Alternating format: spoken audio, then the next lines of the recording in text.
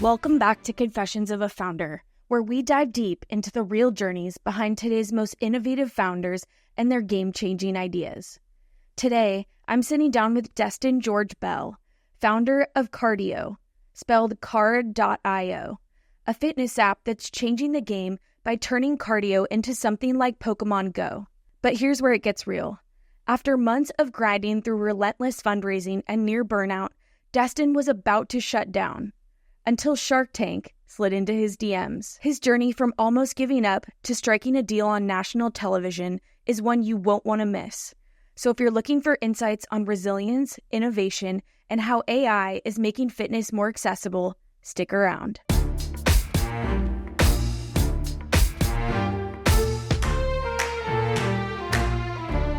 Thank you so much for making the time. And I just learned some new news that we get to talk about on today's episode. Breaking news, which I'm really stoked about for you. But first, can you tell us who are you and what are you building? Yep. Hi, my name is Destin George Bell. I am the founder and CEO of Cardio, and that's spelled card.io for anyone who wants to look it up in the App Store. It is a gamified social cardio fitness app that turns your outdoor walking, running, and cycling into a giant game of turf war, where you can join teams, people in your run club, corporate group, friends, family, whoever it is that you'd like to do your cardio with. And whether you be walking your dog, running a marathon, or anything in between, it'll track that the same way you would track something like Strava or Garmin. But in addition to that, it also makes it a fun, competitive game of turf war where you actually claim and steal the areas of town that you move through from other people. Then capture the flag mixed in with tracking your fitness on Strava. Yeah, I got the idea for Cardio because during COVID, I graduated right in the middle of that. I was that first hashtag COVID class, May 20. And I graduated in the middle of all that. And because I had a lot of free time, I was thinking about different things that potentially could be my first business idea. I just graduated.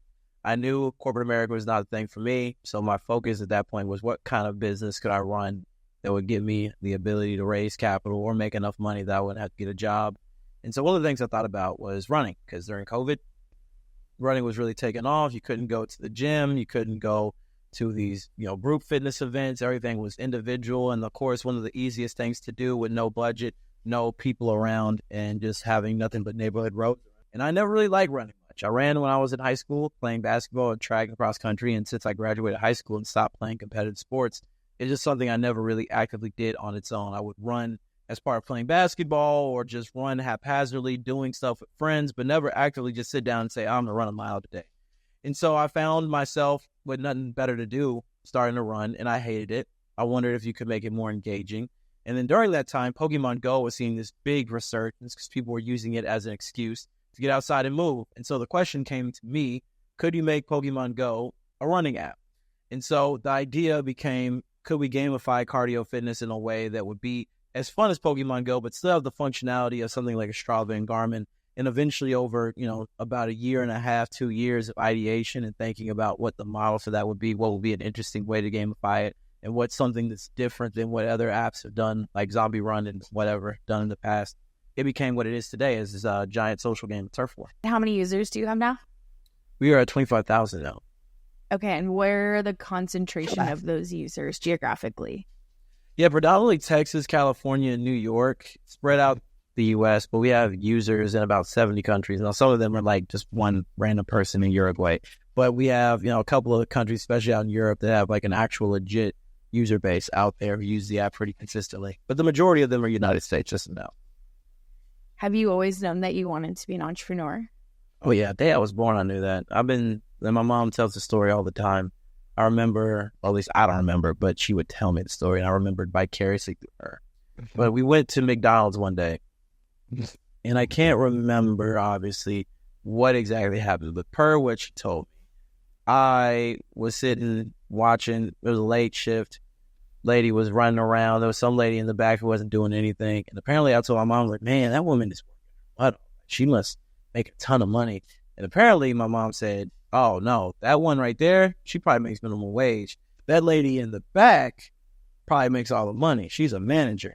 And in my mind, I couldn't piece it together. Like, wait a minute, the person who's doing the least amount of work is making the majority of the money. And she apparently broke down the idea of like being a leader, being able to call the shots, you get paid to do that, and then the grunts do the work, and then you make the money on top. And while I feel like as an entrepreneur, I'm doing the grunt work at the manager position, I feel like, man, so basically the way to move up in the world and to make a lot of money and to make meaningful impact on things, more than just being a manager at McDonald's, but actually building something and hopefully creating some impact from that work, is to be in charge. And, young, lower middle class guy from Kentucky, I felt like the best way would be for me to start my own thing versus trying to work my way up the corporate ladder with no connections or pedigree. And so the idea of wanting to be an entrepreneur came to me pretty much immediately.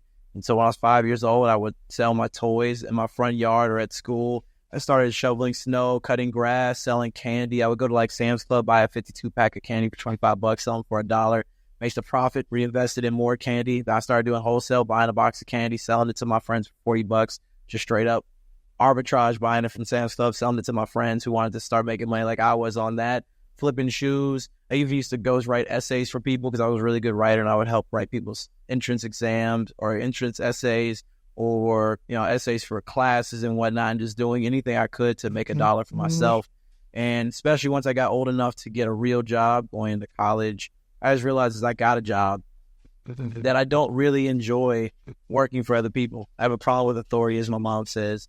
And so, especially once I got to college, I realized, I definitely want to be my own boss. And, over time, from like small things I did in college, like this marketing company I ran called Life Off You, working with off-campus brands and businesses, helping them get traffic and brokering transactions with college students looking to find things to do, things to buy, places to be off campus, and making arbitrage off of those transactions. So obviously what I'm doing now with cardio and other little side ventures I run now, I just realized that I've had the most fun, working for myself because I'm working on something hopefully I'm passionate about. And I know that's where the impact and the money is too. So I feel like, why waste time? Let's get it done now. First of all, 5 years old. You are now officially the youngest entrepreneur I've had on this podcast.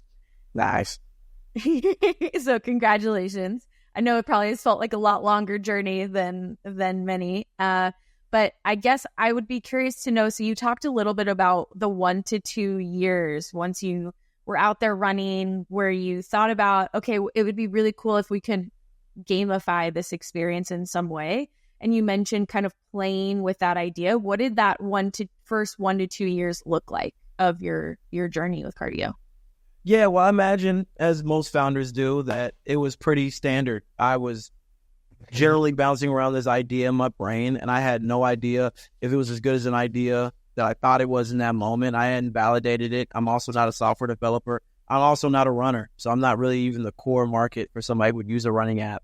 And so thinking about it outside the box of, as a non-runner, what would I need from a running app to want to use it? And then I also need people who run to use it, because I need to have those first core people who are using the app. I'm not expecting people who don't run to go up and decide to run marathons because of my app the next day. So I need to have that strong base of people who do run, but also some interesting enough that people who don't run want to use it as well. And so it was a lot of back and forth on what that would look like. First, it started off as, a turf war, but completely different mechanics of how it would work. Then I kicked around the idea of maybe it's like mission-based. You're running at this speed at this time to go this far to deliver supplies or something like that. And then maybe it was like, it's an individual game. It's not team-based. Or if it's team-based, it's just 3 generic teams, kind of like how Pokémon Go has like Mystics and Valor and whatnot. Maybe we go that route. And then eventually I settled on the idea of like, what if they're run clubs or corporate groups or whatnot? And that fed into the business model. And then, of course, once I fleshed out the idea, that was, several month process to do that. But then I had to figure out, how does this make money? Like, who pays for this? How do I charge? Is it something you have to pay to download, or premium subscription, or corporate wellness, B2B type thing, advertising, thinking about the model. And once we thought about that a little bit, which obviously continues to change even today, but at least having the general foundation enough that I could present that to investors, advisors, people who could see the vision and say, I want to buy in on that. Then we had to go about finding those people, because I'm not a developer. Can't make an app without code. I don't write code. Tried to teach myself, hated it, realized I would rather not build an app than learn how to code. So I needed to find a CTO. I needed to find an investor. I needed to find a UI UX designer who could draw the wireframes. I was teaching myself Figma, but my designs, if you use the app now and you look at what I drew up, they're not the same at all. So I needed to find all these different people who could advise me on the process of starting the company, building an app, actually code, make the wireframes, how to launch, how to think about our financial model, and all these different things. And so that process in itself was a year. I spent a lot of that, year and a half, 2 years, just building out a team of advisors. I sent about 400 DMs to engineers to find my eventual CTO, and finding people who could be my UI UX designer, getting the first 100, 250 people who I interviewed as runners to go through these wireframes we had built to get their idea on, do you think this look good? Do you like this idea? We made about 10 different Figma prototypes on what the app would look like, how it would work. I talked to maybe 100 investors before we got our first check at the end of 2022. And then even before that, which really kicked off the entire pursuit of this idea wholeheartedly, was me shooting a DM to the CEO of Pokémon Go. And he actually read that email, responded, and then a couple months later, he wrote us our first investment for $50K in December of 21. And that ended up being the catalyst of me even pushing forward with this idea, because as every entrepreneur knows, there's that moment where you think, oh, this is stupid. And not to mention, during that time, I was broke because I just graduated college in the middle of COVID, and I never got a job at any point. So during that time, I was running completely different side businesses, investing in stocks and crypto, looking into real estate, working as an esports content creator. I want to get to that. Dude, you're like 10 questions ahead of me. I love it. You know exactly what I'm going to ask you. But first, I want to stop because you just said something that is wild, and you said it so casually. You DM'd the founder of Pokemon Go on which platform? It was an email. So that came about. Yeah, it was an email. So the thing what came about it, like I said earlier, I DM'd 400 engineers to find my CTO. One of those engineers formerly worked for Pokemon Go. And I told him, hey, this is my idea, blah, blah, blah. He said, cool idea. I got a job at Apple now, making a lot of money. You can't afford me. I'm not looking for a new job. But I do think you got a good idea here. And I think that John Henke, founder of Pokemon Go, would love it. I said, well, how does one talk to John? He said, well, you should email. Now, again, I can't make a connection for you because I'm not supposed to give out his email, but I'm going to just drop it here. Whatever you do with it is up to you. If I were you, this is what I would say, though. And so I took that information and I sent him an email, and I said, basically, hey, John, it was like a 2-paragraph email from an @gmail.com email. No intro, no CC, just literally a cold email from me from an @gmail.com email. Before we even had a website or anything like that, I just said, hey, John, my name is Destin. I heard from several people who used to work at Niantic. You're the guy to talk to about this idea. I've got an idea, gamifying cardio. I think you would like it. Let's chat. And I sent that May of 21. 2 months passed. And then randomly, one random day in July, he responded, said, dude, cool idea. Let's chat. And then we hopped on a Zoom call, me and 3 of his team members. He actually didn't even join the call. It was him and 3 of his team members. And we talked. And then they actually said no. But now I knew they read these emails, so I just kept emailing them for like the next 3 months about updates and what we were doing and how we were progressing. And then eventually, after annoying them for 3 months, they said, you know what, dude, here, take 50 grand to shut up, basically. And we ran with that 50K, and that was the catalyst of getting our CTO, bringing on our first UI UX designer to build out the screens, building our test flight prototype, and then eventually launching the App Store last year. Was the team just you still at this point? Oh, yeah, it was me. We hadn't written a single line of code at that point. It was literally just me working with like a $12 Wix website at the time and about 100 people on a fake wait list for an app that didn't exist. Yeah, pretty much.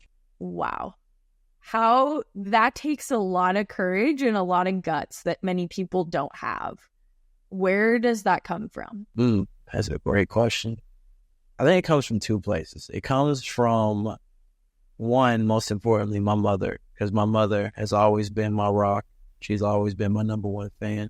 Now, she's been my number 1 critic, too. She beat my ass for many years. But at the same time, my mother has always made me feel like I could do anything. I wasn't always the best student. I got in trouble a lot. I got a lot of D's and F's in my time in grade school. And a lot of people did not really look at me and say, this kid is going to be successful. I had a lot of moments in my earlier childhood that made people think that I was probably going to be more of a statistic than an anomaly in the positive side. And my mom always made me believe anything was possible. And so with her, she made me think that moving to Austin, because at the time when I moved to Austin, because the time I was living in Kentucky, she made me feel like that's not a terrible idea. Go there, chase your dreams. Everybody's like, get a job. She's like, no, if you want to be an entrepreneur, be an entrepreneur. This is the time when I was, sleeping on the air mattress in my dad's extra bedroom in his house at the time, when everybody else thought I was just kind of freeloading and afraid to get a real job. My mom was like, you believe in yourself, go do this. So when I think about my mother, who was also an entrepreneur when I was growing up, and how much time she toiled away at it, but how much she loved what she did and she believed what she was doing was worth it, it made me feel like I owe it to her to do the same in my life. So that way, hopefully, I can be successful and be the person that really creates that generational wealth. And then also, I'm a huge fan of Kobe Bryant, and he's, anybody who knows anything about basketball knows that Kobe's whole brand is hard work, tenacity, never give up. And I remember watching him when I was 10 years old, just now getting into sports, and I just would see him talk. And even just how he would play, just listen to him in post-game interviews and podcast interviews and all these different things as I was growing up, and seeing how cerebral he was and how intricate he was and how detailed he was and how hardworking he was. And I felt like taking that, as he would put it, Mamba mentality, and applying it in different places, because I'm not 6'6" and I can't dunk, but I can sell stuff. I can come up with interesting ideas. I'm a good writer. I'm a good presenter. And thinking, how can I take this mentality of being tenacious and relentless and bring it into whatever I do? And especially in the game of entrepreneurship, it's usually not the person who's most talented or most connected that wins. The person who's the most relentless and the hungriest, who doesn't give up, who doesn't take no as an answer, and keeps pushing through no matter what obstacles they face. And those two things, his message and my mother's teachings and her belief in me has made me feel like there's not a thing I can't do. Ooh, Destin, that is beautiful. What kind of entrepreneur is your mom? She was a DJ, she was a wedding planner, and a whole bunch of random side stuff. That's the one thing I appreciate about my mom. She would just do anything. At the moment, she's a realtor and working on becoming a broker. And she's always just done random stuff. And again, she wasn't pulling in these 6-figure, huge contracts. She's not somebody who's going to be on Shark Tank or anything like that. But at the same time, she was working on these businesses, putting in the time, and she was just so passionate about it, and she loved it. And she instilled in me this desire to want to do that for myself one day. And, not everybody has to be Mark Zuckerberg for them to make a difference as an entrepreneur. And while I would like to be on that level one day, I just recognize that being an entrepreneur for yourself, even if you make the same amount of money you would working a normal 9-to-5 job, might be more satisfying for me, because at least I get to call my shots and do what I want to do on my own time. You gained $50,000 for the business in what year? That was December of 21. 21. Yeah. But you have not made money at this point since graduation 2020. So what has sustained you? And you've not taken a 9-to-5 job ever, right? No, never. So how have you been able, because that is one of the biggest challenges as founders that we hear all the time. You have to raise money, money. But I think there are so many different paths to success. I know I've done a lot of consulting gigs throughout the way just to be able to sustain my livelihood, to keep the business going. What has that path looked like for you, and what has that mix of kind of time and capital been? Yeah, it was a mix, especially between 2020 until we got our first investment check in 2022, our first major VC check. I did a bunch of random things. So the first thing I did when I graduated and moved to Austin in October of 2020 was just random contract gigs. I was doing some social media marketing for some nonprofits. I was building websites. I wasn't even good at building websites, but I was just telling people, hey, I can make websites. I know how to use Wix. And I just got a whole bunch of random website gigs that I was making for people on Wix. I then eventually parlayed, some of these connections. Funny enough, I actually was taking interviews for a 9-to-5 job because I was getting desperate. I was broke. I was living in Austin. I didn't have any family. I was sleeping in an Airbnb and an extended stay hotel in my car for the first 2 months. So I recognized that I might have to get a job at some point. But funny enough, one of the job interviews that I took when I first moved here, 15 minutes into the interview, I said, you know what? I realized as I'm talking to you that I don't even want this job. And the guy was so perplexed by the fact that I said that. He's like, yo, I've never had anybody in the middle of an interview tell me that they don't want the job. And I said, well, man, I know I don't. I don't want to waste your time. Seem like a cool dude. And he asked me, what would you rather be doing? I said, I want to be an entrepreneur. And he said, well, what would you rather be doing as an entrepreneur? I told him straight up, I have no idea yet. I just know I want to. And so he said, well, hey, man, I'm actually working on this venture studio model, and I want to have somebody run this idea that I came up with. And he had this idea of making this company that focused on helping remote teams pretty much create best practices and learn more about each other by plugging in a page about them on Slack where people can click on and say, oh, I want to know Allie more. We're getting put on this project together. I've never met her. And something to pretty much like foster water cooler talk, for lack of a better term, for people. And I got my first technical investment from that. He said, I like you, dude. I like your energy. And then we did some interviews. I gave him a pitch on the business model for something like that, how it would work, mocked it up. And then he gave me $100,000 as an investment towards working on that first company. So I worked on that for about 5 months with him, during which time, also around the end of 2020, I got an idea around streaming, because I got a pretty interesting personality, in my opinion. And people were making a whole bunch of money streaming on the internet, Twitch, YouTube, all this, playing video games. I've been playing video games pro bono my whole life. So I figured, man, I need to get in on that. So I started making YouTube videos of me talking about NBA 2K and whatnot. And then eventually somebody on the NBA 2K side, the business side of it for the NBA, was like, yo, we like your personality. We want to sponsor you to make content for us. And I got my first sponsorship from them. And then this all happened kind of at the same time. Like, this is almost like Game of Thrones. You got all these threads that are running at the same time. So I'm working on this remote work company, this future of work, remote work. And then around the same time I started working on that, I started making these YouTube videos. December of 2020, I got my first sponsorship from the NBA, and that started paying money. Around March of 21, while I was doing both of those, and I was starting to make money because I got some stuff with Old Spice and McDonald's and whatnot after the NBA stuff.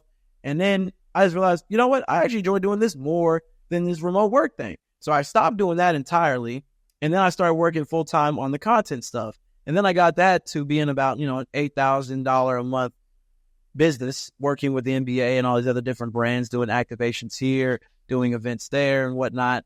And then by the end of that year, also during this time, I was living super dirt cheap. I was eating like peanut butter out of a jar, rotisserie chicken out the deli at Walmart. I had no furniture. I didn't even have a mattress until like month 2 of having an apartment. I was staying at a hotel and all that the first 2 months. I was living super duper cheap. So not only was I making decent money, but I just wasn't spending any. Also at the time, I was doing a lot of investing, stocks, crypto, a whole bunch of random things. And then eventually rolled over some of those investments into a rental property. And then that kind of offset my costs because I got a duplex that I house hacked. And so that kind of set off all the rent income I was paying by letting me buy this place. And then my tenants pretty much paid the entirety of the mortgage payment. And so on top of that, I didn't have to pay rent. I was making money from those side things. And then I kept pretty much really working fast. on those Can you things. explain? Yeah. Can you explain to anybody who might not know what the term house hacked means? Yeah. So house hacking is pretty much when you, especially for a multifamily property, which is a duplex, triplex, or a quadplex, but I've known people who do it for a single family house as well. But where you buy a house, you have your mortgage, obviously, and then you have people who live in that house with you who pay you rent. And then the hope is that that rent at least breaks even at the end of the year or end of the month. So that way, let's say if your mortgage payment is $2,500, you have 2 tenants who pay you $1,250 each. Obviously, after you pay your mortgage, escrow, property taxes, homeowners insurance, all the things that are packaged in that, by the end of that, that turns into $2,500 in rental income, $2,500 in expenses, and then you basically have a free house. Now, obviously, there's a lot of other things that go into it, like you got to have your down payment, you got to pay your closing costs, you got utilities, you got the things break. There's not a person you can put a maintenance report in. You are the maintenance report. One of my tenants, they love breaking their garbage disposal. So they've broken their garbage disposal so many times. I've had to get it fixed so many times. There's all these things you have to pay for. But generally, assuming nothing goes wrong, which as a homeowner is not often, but assuming nothing goes wrong, you basically have a way to hack your way into having a house. That's what they call it. Thank you. Sorry, cut you off. Keep going. Yeah, for sure. But yeah, throughout 2021 and 22, I was doing the esports content creation. And then around midway through 2022, I started going full time on the cardio. That's when I got my CTO. We launched our first test flight pilot in June of that year. And I started pretty much doubling away from all those things and doubling down entirely on cardio. But at that point, I had saved up a good amount of money to be able to live off of that. And then we ran up those credit cards a little bit once I ran out of those savings. And then eventually we were able to raise our first venture capital funding in December of 22. And I've been able to live off of that cardio income since. And what did that process look like for you? When did you open the round? Because people love to play that game, right? Of, oh, the round just opened and then the round magically will close in 2 weeks, when really the round's been open for 7 months. Yeah, we all know that's a lie. So what did the round realistically look like for you? Oh, no, it was a lengthy process. It was pretty much the entirety of 2022. Like, from the moment we got that 50K from Pokémon Go, we were actively trying to get more, because as any founder knows, 50K, if you're thinking about it as a salary, oh, wow, 50K for free, oh, that's great. But as a business owner, that's nothing. I mean, operating costs, you got server, you got, your CRM, you got salaries, you got marketing dollars, you got all these other different APIs and technical expenses. Like, even right now for cardio, we burn about 30K a month. So you're thinking about 50K and living off of that for a year was crazy. I wasn't taking a salary with that 50. It was only going towards development of the app, UI, UX designs, all those different things. And so as we continued to figure out how we were going to get more money, it was just a lot of talking to VCs, figuring out what they wanted, going back to them with the thing they said they wanted, and then they still said no. And it was very much a year of that. But you see, my dog is absolutely losing her mind in the background. Can you put her in a row, please?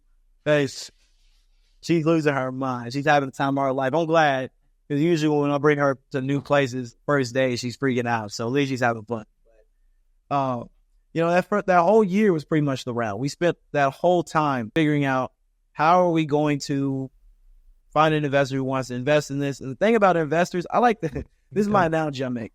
I compare investors to people going to the club. When you open your round, you're a club owner. Oh, man, we got great music. We got drinks on tap. We got this. We got that. Blah, blah, blah, blah. But then when people look at the window, they don't see anybody in there. And nobody wants to be the first person to show up to a club. People actively show up to clubs late because they want to be there when it's already fun. People are already dancing. People are already a little bit tipsy. The music's playing loud. People are on the dance floor. They want to get there at that point. Nobody wants to be first. And investors are the same exact way.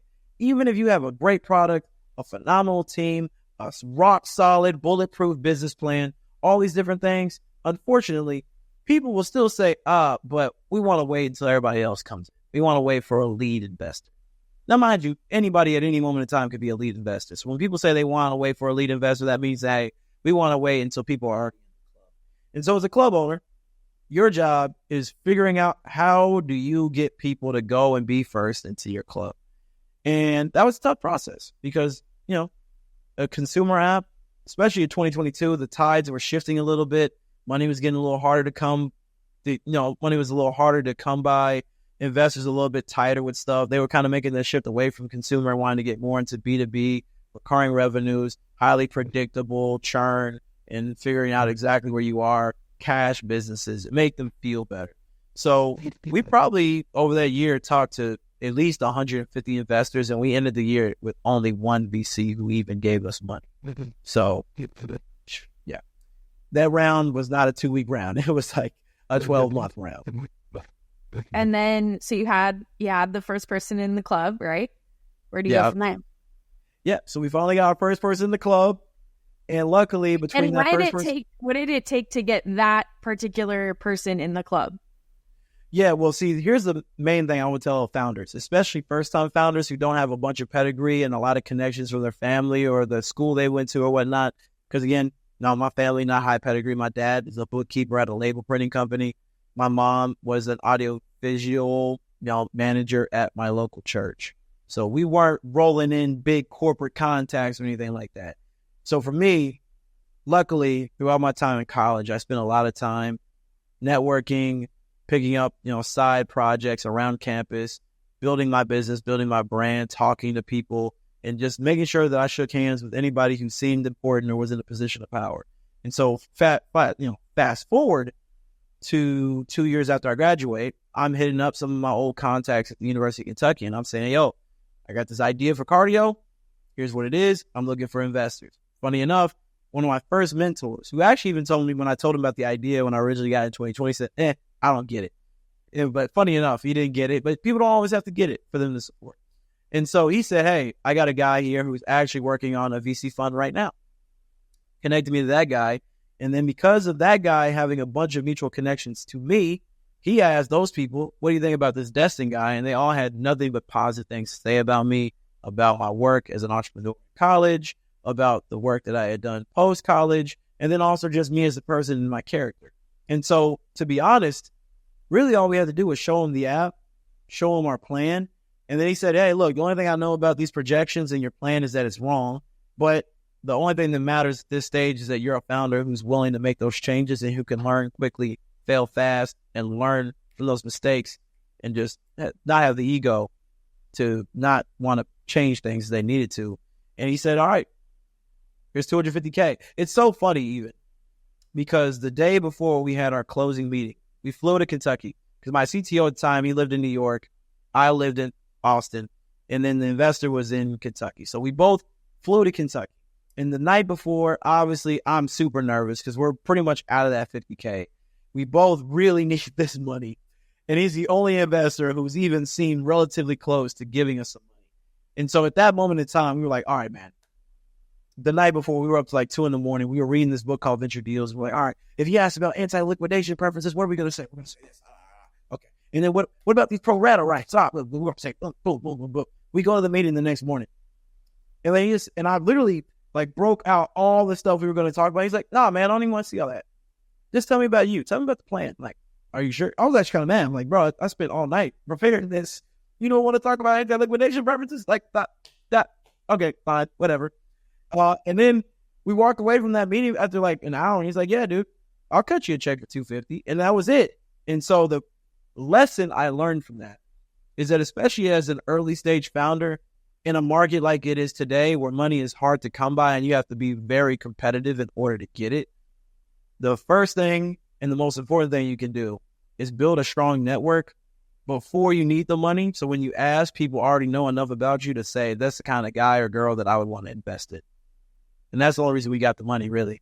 That's such a great lesson to share, too, because you are explaining that, and I think that's something that many of us have experienced. If you're not born into the right connections, you have to go out there and build from scratch, which is oftentimes a very different network than you would build for a corporate job, for example. Oftentimes those two pools of people don't translate. I came from the corporate world where, you think, oh, I'm going to have all these people who are going to be interested, but they don't have capital on hand. Like they work a paycheck just like you did. So I think it's really fascinating that you thought about that and were so proactive about that long before you had an idea to match with the confidence of an entrepreneur. Yeah, well, the main thing in my mind during my college years was I don't have the idea today, but I know one day I will. And when the day comes, it's kind of just like when they say the best day to plant a tree is 10 years ago and the next best day is right now. Because the thing is, when you want shade from a tree, you can't plant a tree and have it that day. You got to plant that tree 10 years before you can actually be under it enough where it's grown, the leaves are high, the branches are long, and that you can use it as shade. And so the network is the same thing. You can't just add water, throw it in the microwave, and network. Unfortunately, unless you already come homegrown with it, you got to build that from scratch. And so for me, I had to work on these small businesses that were doing hundreds of dollars a month and $1,000 a month in revenue, shaking hands, going to networking events. I would skip class to go to networking events. I would walk into, college buildings of places that I didn't even have classes in and just shake hands with all the professors. And I would go to the main building on University of Kentucky's campus and I would talk to the provost and, the president and anything. I'll just pop up at their office. And most of them, especially when you're young, they just appreciate young people having any initiative because most young people are focused on, frankly, just having a good time, hanging out with their friends, skating by, keeping their grades good enough to keep their scholarship and hopefully get a job once they start looking the senior year. So when you're a freshman or a sophomore and you're actively going out there pursuing opportunity, the majority of people, especially people in power who have probably earned that right by working hard at a young age themselves, really respect that and want to help you. And so I spent a lot of my college years doing that. And luckily that paid off for me once I became an adult and started working on my first real startup. So you closed 250, then what? Good. So then after that, it was go time. So we got that money and we said, all right, hard launch now. We're committed to this. We got the money. We launched the app. We got that money in December of 22. And we launched the app publicly in the App Store in January of 23. And then from that point, it was all about getting out there, getting people to know what we do. Of course, there's a ton of cardio fitness apps. I'm not going to give them free marketing, so I'm not going to say their names. But everybody who runs or is at least familiar with the space, they know who the names are. And we were trying to figure out, how do we exist in this market? Where is this niche group that we exist in? And so the majority of 2023 was figuring out, do we deserve to exist? Do people care that there is an app that turns your outdoor cardio into a fun game of turf war? Is that interesting to people? Is that interesting enough that they would switch apps? Is it interesting enough that people who haven't been using a tracking app would use ours? Is it interesting enough that people would want to pay for it?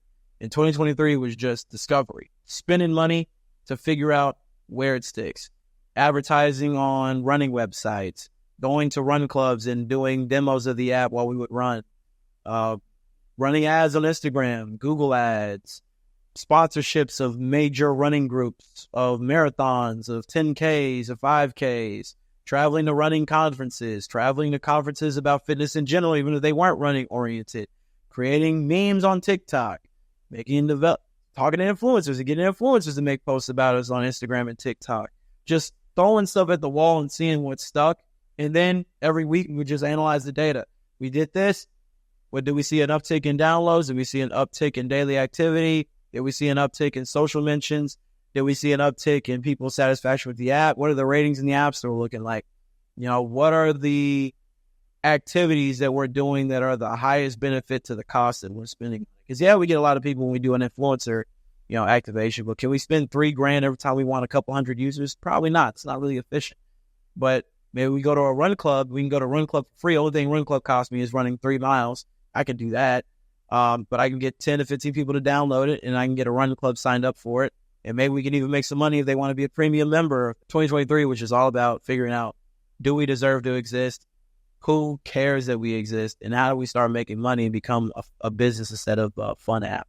And what have you learned through the process of product market fit, and where are you at in that hunt? I feel like we're getting close. I will not say we've hit product market fit, because when you hit product market fit, you've hit product market fit. And we're still in the process of still figuring out where we need to be and who exactly cares about our product and how much they're willing to pay for it. But we're getting closer. We're up to about 25,000 downloads. We got people who are actively using our app in all 50 states and in 70 different countries. And now at this point, our focus is now geared towards revenue generation. Because like I said, last year was all about, do we deserve to exist? I feel very confident that now we do deserve to exist. And now we got to go from being a fun app to a business. So our focus at this moment in time is figuring out where are the opportunities for monetization within the app. And you had a really big piece of news that you shared at the start of our call. Can you talk a little bit about the process of partnering with Shark Tank and what that looks like? Yeah. So like I said, we actually went on Shark Tank in June. Hopefully by the time this episode is out, our episode has aired on Shark Tank. Fingers crossed. It should be in October. I don't know when this will go out, but hopefully it's after that. But yeah, it was a weird process, honestly, because a guy reached out to me, which was so funny, because in my mind, I look at Shark Tank, like the hot girl. The hot girl at prom doesn't walk up to the wallflower and say, hey, do you want to dance? That doesn't happen. And to me, I was the wallflower. Shark Tank is the hot girl. And a casting producer reached out to me and said, hey, man, I heard about cardio. Really cool app. Ever wanted to be on Shark Tank, which is like, duh. Like, what entrepreneur has not thought about being on Shark Tank at least one time in their life? So I was so skeptical because it just didn't even seem right. It took me 3 days to even respond to the message because I had to make sure this guy was legit. He wasn't just trying to scam me or be like, what platform was it on? It was on LinkedIn. It was a guy who I wasn't connected to. We had no mutuals. I had never seen his name before on any of my content, like a like or a comment or anything. So at first I was thinking, this is like some guy who's acting like, oh yeah, I got it in. If you pay me $1,000, I can plug you in with a casting producer and maybe we can get you in. Yeah, we all get that. I can connect you to this guy who knows this guy who's cousins with that guy. So that's what I thought it was initially. But then we hopped on a phone call and then he broke it down to me and then he said the right things. It sounded very legit. I said, screw it, let's see what happens.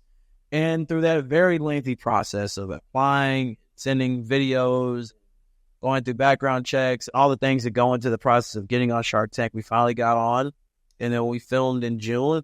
And we were lucky enough to get a deal with 2 sharks, actually. And, Whoa, congratulations. Pogo, 2 for 1. So we got that deal. And now from this point, hopefully by this point, when this airs, it has not aired at the time of us talking about it. But hopefully that Shark Tank effect is real. We're going to get a huge influx of users, corporate groups that are interested, people who want to market on our platform, and then just hopefully use to go on to love our app and use it to live a healthier lifestyle. That's amazing, Destin. Congratulations. So when was from the start of getting reached out to by them to when you were on air or on stage giving your pitch? How long was that process? It's about 2 months. Wow. Okay. So not too long. And what was it like to walk through? Is it what we think it is as viewers?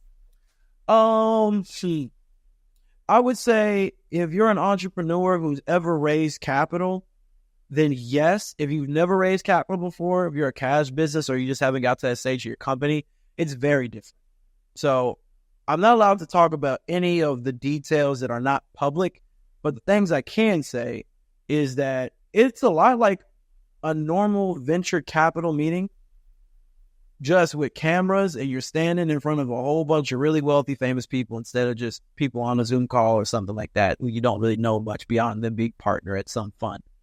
So, they get you fly out for us, we flew out to LA. You fly out to LA and they bring you to their studio and whatnot. And then you go through all these different, processes of getting you prepared, getting makeup on you, telling you what to do, blocking on how to stand. And then you walk through that hallway and you're out there and you're in there for a while. I mean, some people can be in there for a short amount of time.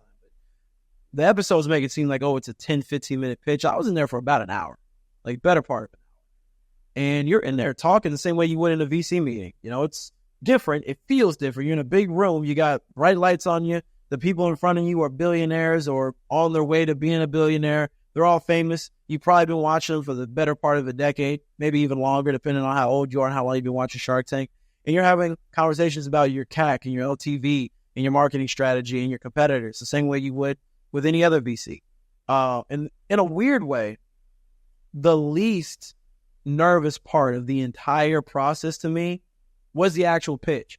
Because I was more nervous throughout the application and the video pitches and the background check and the due diligence process and even waiting for my turn to pitch. I was more nervous than I was when I got out there because all that stuff is new to me. These are all things that I hadn't done. And there was, throughout this process, this constant reminder, you might not get on show. That's what you know. We are picking you right now, but you might not make it to the next stage. You might not actually get to go to the LA. You might not actually get to film. You might not actually have your episode aired. You might not actually get to do this and do that.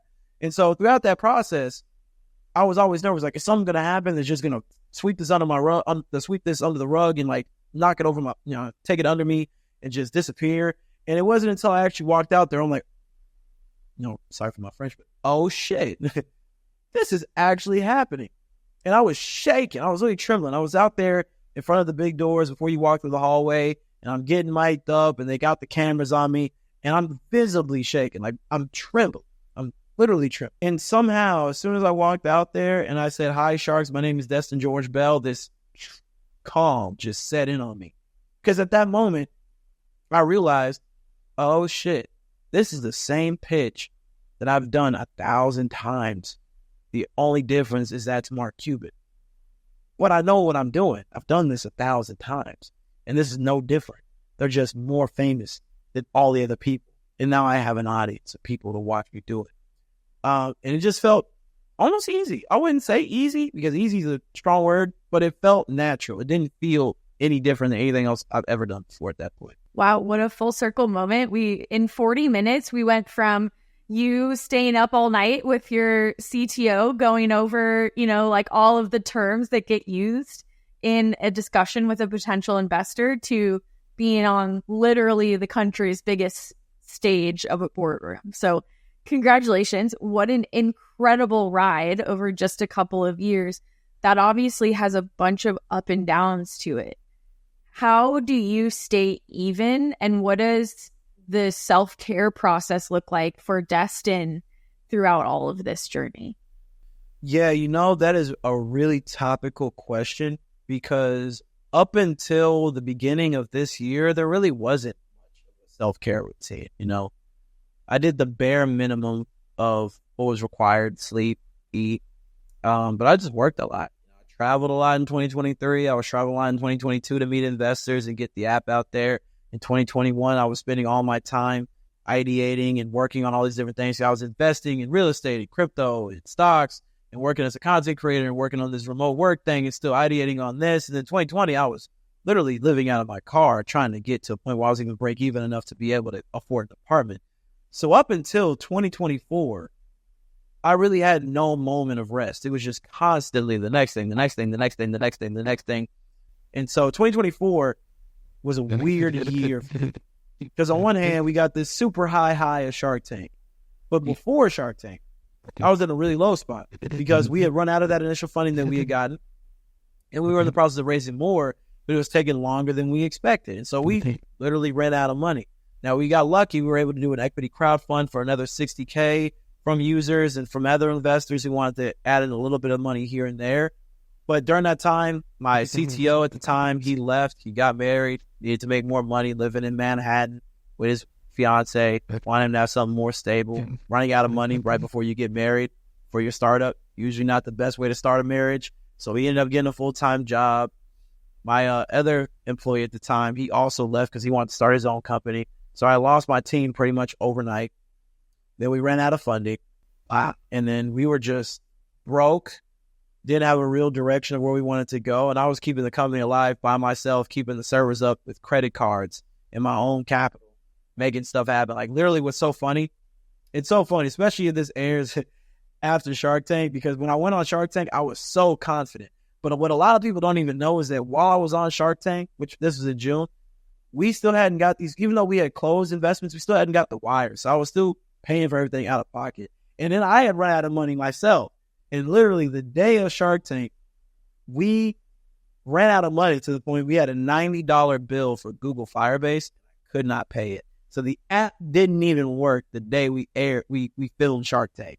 And I was so terrified that they would download the app and be like, oh, what did we just invest in? And it wouldn't even work. And they'd be like, oh, shit, pull the plug on that. Because I was just that broke during that time. But 2024, even though that was one of the toughest quarters, because pretty much from like January up until about April, when this guy reached out to me about Shark Tank, we were just in a tough spot. We had no investors. We ran out of money. We were keeping ourselves afloat with this equity crowdfund. I was paying for everything pretty much out of pocket. And I wasn't even paying myself with the money that we crowdfunded. I was using that money just to stay alive and fund us getting to the next stage of investment. And honestly, that forced me to start developing a self-care routine. I was actually, for the first time, because I didn't really have a lot to do. It's hard to really make progress on that when you don't have funding and you don't have a CTO to build stuff. So I actually had a lot of free time during that. And I started working out more. I started running, funny enough, it's being a cardio app, but I actually started actively running. Because at that time I was running, but it was like 3 miles every other day with group runs and stuff like that, promoting the app. But I actually started just saying, screw it. I'm actually just going to start running. And I actually ran 2 half marathons during that time.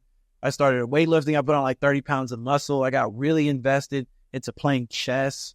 And then I also, hopefully, knock on wood, this is all still going well for me at this time when this airs. But I also met my now girlfriend during that time because I had not really made time for dating and whatnot. And that opened myself up availability enough to put myself out there. And I ended up meeting the person who I've been with for now 6 months.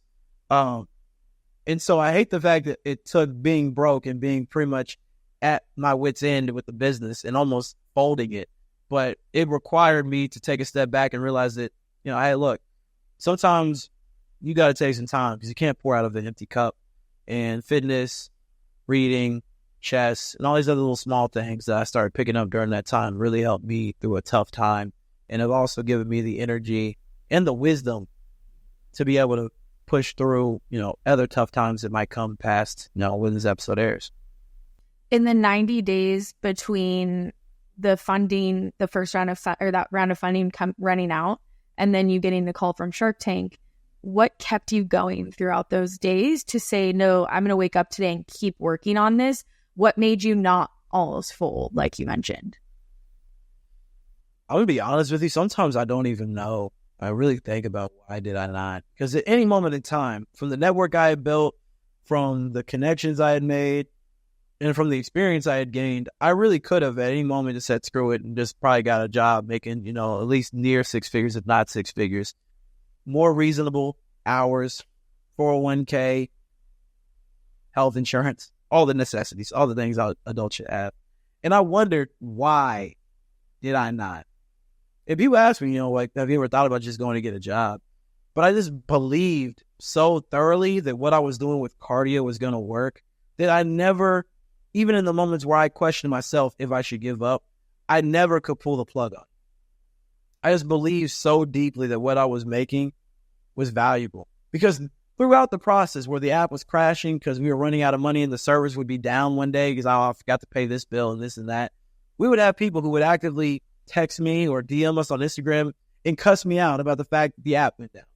And while some people might feel discouraged about that, I realized, man, people care about this app so much that they would take time out of their day to cuss me out about it.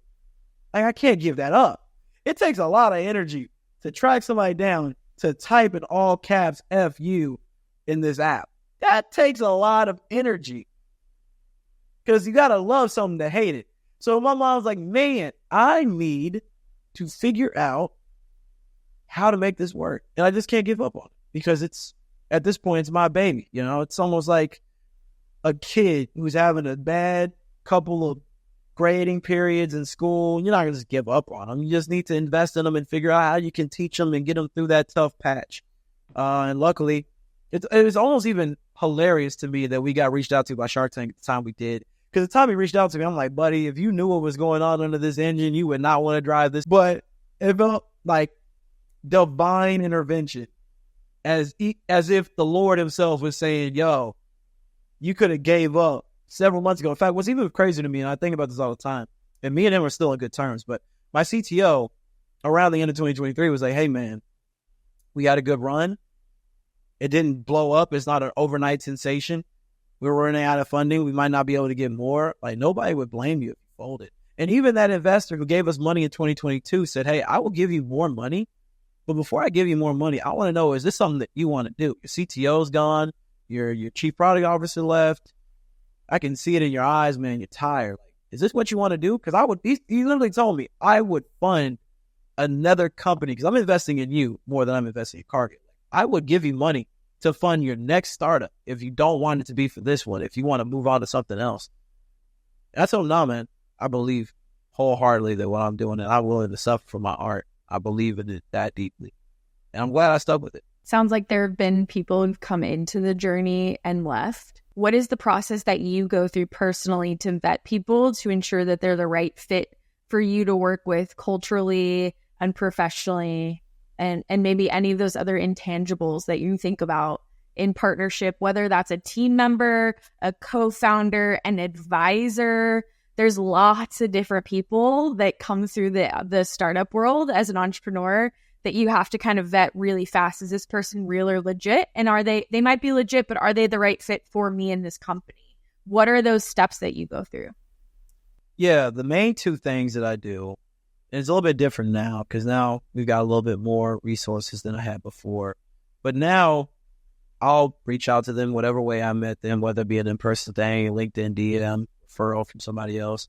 I'll have a meeting with them, same way I'm having with you right now, talking, getting to know them, asking them professional questions, obviously. What are your experiences in this? Do you have skills in this? Do you have skills in that? But then also as a person. You know what's funny to me? And I'm curious if he'll ever see this. But with my CTO, I remember we worked together because I met him through a DM on LinkedIn and we had never met before until 4 months into working with each other. And I remember the very first day that we hung out, I asked him a question. And the way he answered the question made me realize a year and a half before he quit that if we ever got into a tough spot, he would probably leave. And I thought this all the way back in May of 22. But of course, beggars can't be choosers. You're getting a great engineer at a discounted rate. You can't be, picky as much as you want to because you're not able to pay a market rate. So you got to kind of mix with caveats. But I asked him, what was the lowest moment of your life? what was the most difficult obstacle you ever faced? And I'm not going to put his business out there and what he said, but the answer he gave me was something that I felt like, oh, this guy's never really been through anything. He's never like legitimately suffered for something before. Just from his answer, I could tell. And I realized, having dealt with all the things I told you about when I first moved to Austin, being homeless and eating peanut butter out of a jar with a spoon and living in my car and all that, I'm like, man, this guy would not be willing to do that for this company the same way that I would. And I realized in that moment, this guy, if it doesn't work out, would leave. And then when he left, I wasn't even surprised because I kind of saw it coming. But now I think the most important thing you can do beyond relevant experiences, like obviously if you're a developer, can you actually code? But the most important thing you can do with somebody is figure out, are they the type of person that has the intangibles that are required to build a business? Because this is not a job at Microsoft. This is not a job at Google. You are going to be working 80 hours a week, making less money than you would working 40 hours a week with less job security for a maybe. And if you're not the type of person who can do that willingly every day, even when stuff is not fair and it sucks, then it probably won't work out. Now, again, same thing with me. Even when I realized that in my head all the way back in 2022, beggars can't be choosers. You don't have the ability at that time to look a great developer in the face and say, oh, dude, I wanted to work with you, but now I realize that you're not built from the same stuff as me. I'm going to go back to DMing 400 more engineers to try again. You got to take the people who come into your life sometimes who are willing to do the work, because some people are just there for seasons, Like even most companies, the CEO, the person who founded the company is not the same person who takes it public. That happens a lot. So sometimes people are there for seasons. Not everybody is there to be a life partner. Sometimes people are there for one part of the relay race. And the thing is, after we lost those first two people, we brought on a new two people. And with those new two people, they're doing a great job. They're happy to be here. They're doing great work. And I'm very happy with what they're doing for me. And I don't really miss the two people that I lost, because they were here and they did their part and they got us to this part. And they passed the proverbial baton to this new team. And hopefully I finish the race with this team. But if I don't finish the race with them, I'm going to pass the baton to the next people. Because if you got a good idea and you can inspire people, there will always be more who are willing to take a gamble with you. So, try your best to vet people, but sometimes also acknowledge that the same people, even big companies have turnover. There's no way your small startup will not. It's inevitable. Destin, we've covered a lot of ground today, and I will be honest, I have about 50 more questions I could ask you. You are so eloquent and also have a way with metaphors and analogies that I think will really resonate with the audience. But I would love to end on a question that I often ask here and lead with, but you've given so much wisdom that it kind of didn't make sense till right now.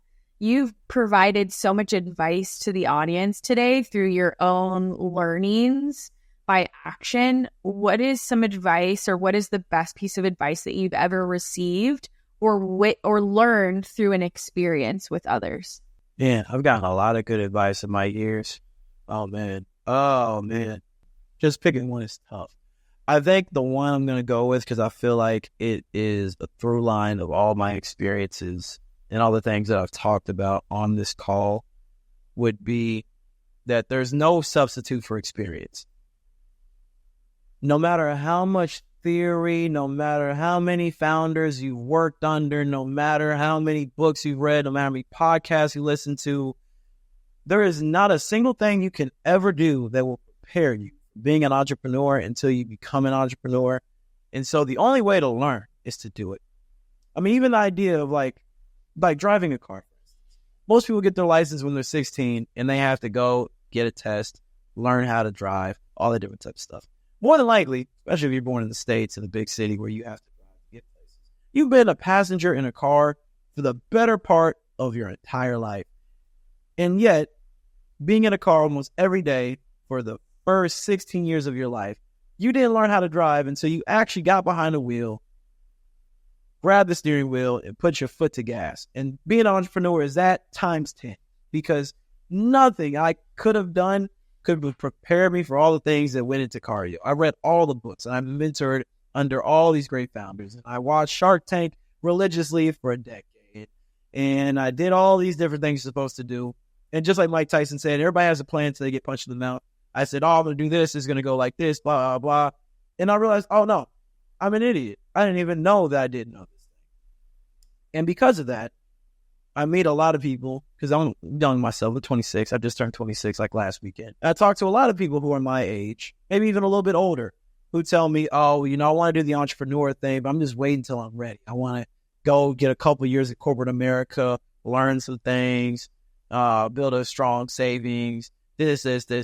And honestly, the savings part I can understand. You will be very broke. You'll be very broke doing this. Don't do this if you're trying to get a quick cash. If you're trying to get a quick payday. It's probably not going to work.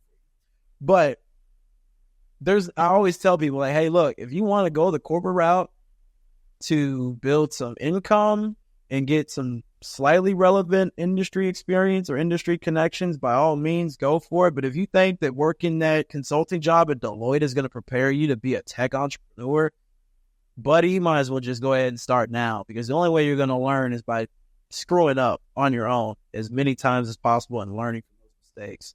So that would be the one thing I would tell people, especially the young people. Don't feel like you're too young to start. Don't feel like you don't have enough experience to start. Whether you're 40, you're 20, you're 60, you're not going to know what you're doing. So you might as well just go ahead and knock it out now, especially when you're young, because it is socially acceptable to live in your car when you're 23. If you are 33, it is way less cool. No, that's so true. That's try having your girlfriend go on a date with you living out of your car now. Probably would be a different scenario. Probably wouldn't work. Nah, probably wouldn't work. Plus, you got more bills. If you're moving in the right direction in your life, by the time you're 33, I mean, the way houses are now, maybe you don't. But you might have a mortgage. You might have kids. You might have a significant other. Same thing with my CTO. Like, one of the main reasons that he quit is because he just got married. And you can't be on a startup salary living in Manhattan when you got to take care of your spouse. Now, I can, because all I had at the time was a dog in a boy apartment with no furniture. I could get away with that. When you bring in other people in it, you got dependents, you got a spouse, you got a mortgage, you got health insurance, life insurance. You got also another thing people don't think about, the golden handcuffs. You got a corporate job, you got your 401k match program, health insurance subsidized, making 6 figures. You got flexible work schedule, company perks. You got the in-office gym, and you got the happy hours, and you got your friends. It's hard to say no to all that stuff after you've already had it. It's easy to say no to something you never had. I never had a 9-to-5. I don't know what it's like to have one, and it's probably for the best, because if I had a consistent paycheck and then I went to not having a consistent paycheck, it would bother me a lot more than never having one, because I don't know what I'm missing out on. So yeah, and my thing is just get out there and get started as early as possible. You can't fake your way to experience by watching other people. You can't be in the passenger seat learning how to drive. Get out there, do it early, do it often, fail fast, learn faster. I love it. Destin, where can we find you? Where can we find Cardio? What's next? Plug yourself. Yeah, you can find me on LinkedIn. That's where I'm most active. Destin George Bell on LinkedIn. You can also follow me on Instagram, gfortune_500. And then you can find Cardio on the Apple App Store. Don't have it on Google yet. Sorry for my Android people. But on Android, we're working on it. You can go to our website, which is downloadcar.io. That'll take you to where you can join the Android waitlist. We'll have something for you soon. And then for all my iPhone people, my FaceTimers, my blue text bubblers, my people, you can go on to the App Store and search card.io. It's spelled like cardio, but with a dot between the D and card, C-A-R-D.io. And let's say you don't know anybody that runs also or that would do this kind of app with you. Is there a way to join a team? And if so, which team should we join?